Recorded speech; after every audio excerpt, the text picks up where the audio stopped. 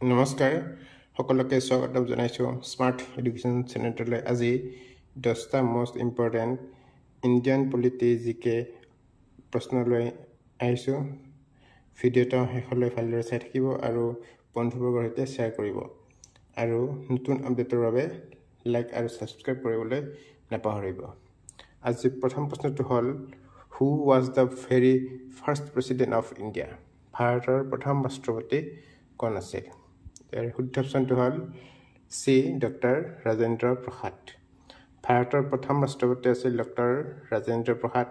তেওঁ 1950 চনৰ পৰা 1962 চনলৈ ৰাষ্ট্ৰপতি হিচাপে কাৰ্যনিৰ্বাহ কৰিছিল doctor Rajendra প্ৰসাদক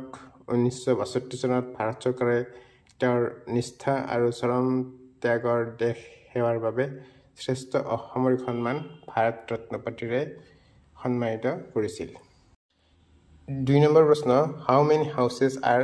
there in the Indian parliament ভাৰতীয় সংসদত কিমানখন সদন আছে ইয়াৰ উত্তৰটো হ'ল ভাৰতীয় সংসদত দুখন সদন আছে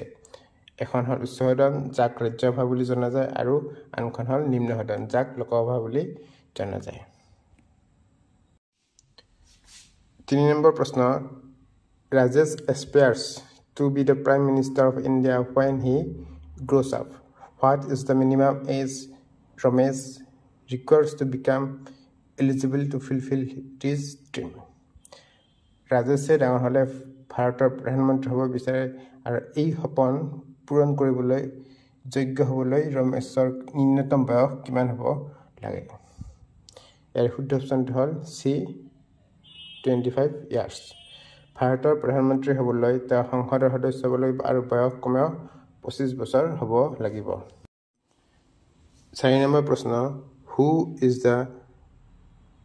father of the Indian constitution ভাৰতীয় সংবিধানৰ পিতৃ কোন ইয়াৰ শুদ্ধ অপশ্যনটো হ'ল B doctor B R Ambedkar doctor Bhimrao Ramji আম্বেদকাৰক ভাৰতীয় সংবিধানৰ পিতৃ বুলি জনা যায় তেওঁ ভাৰতৰ সংবিধান প্ৰস্তুত কৰা খচৰা সমিতিৰ অধ্যক্ষ আছিল আৰু সংবিধান সভাত হোৱা বিতৰ্কত গুৰুত্বপূৰ্ণ ভূমিকা তেওঁ পালন কৰিছিল আম্বেদকাৰ এগৰাকী সমাজ সংস্কাৰক আইনজ্ঞ আৰু ৰাজনীতিবিদ আছিল যিয়ে দলিতসকলকে ধৰি প্ৰান্তিক সম্প্ৰদায়ৰ অধিকাৰৰ বাবে যুঁজ দিছিল 5 নম্বৰ প্ৰশ্ন who was the very first women to become the chief minister of N Indian state ভাৰতৰ এখন ৰাজ্যৰ মুখ্যমন্ত্ৰী হোৱা প্ৰথমগৰাকী মহিলা কোন আছিল ইয়াৰ শুদ্ধ অপশ্যনটো হ'ল সুচেতা কৃপালানী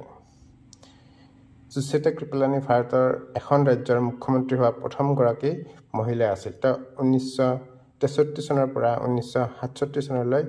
উত্তৰ প্ৰদেশৰ ৰাজ্যৰ চতুৰ্থ মুখ্যমন্ত্ৰী হিচাপে কাৰ্যনিৰ্বাহ কৰিছিল 6 নম্বৰ প্ৰশ্ন in which of the following states Electronic voting machines (EVMs) were used in the first time in India. নিম্নলিখিত কোনখন ৰাজ্যত ভাৰতৰ প্ৰথমবাৰৰ বাবে ইলেক্ট্ৰনিক ভোটিং মেচিন বা EVM ব্যৱহাৰ কৰা হৈছিল ইয়াৰ শুদ্ধ অপশ্যনটো হ'ল এ কেৰালা 1982 চনৰ মে মাহত কেৰালাৰ সাধাৰণ নিৰ্বাচনত প্ৰথমবাৰৰ বাবে EVM ব্যৱহাৰ কৰা হৈছিল কিন্তু ইয়াৰ ব্যৱহাৰ নিৰ্ধাৰণৰ কোনো নিৰ্দিষ্ট আইন নথকাৰ বাবে উচ্চতম ন্যায়ালয়ে সেই নিৰ্বাচন বন্ধ কৰি দিয়ে ইয়াৰ পিছত 1989 চনত সংসদে জনপ্ৰতিনিধি আইন 1951 চনত সংশোধন কৰি নিৰ্বাচনত EVM ব্যৱহাৰ ব্যৱস্থা কৰে 7 নম্বৰ প্ৰশ্ন in USA there is a USA আছে ইয়াৰ শুদ্ধ অপশ্যনটো হ'ল বি ডুৱেল চিটিজেন USAত দ্বি নাগৰিকত্বৰ ব্যৱস্থা আছে 8 নম্বৰ প্ৰশ্ন The headquarters of the National Human Rights Commission is situated at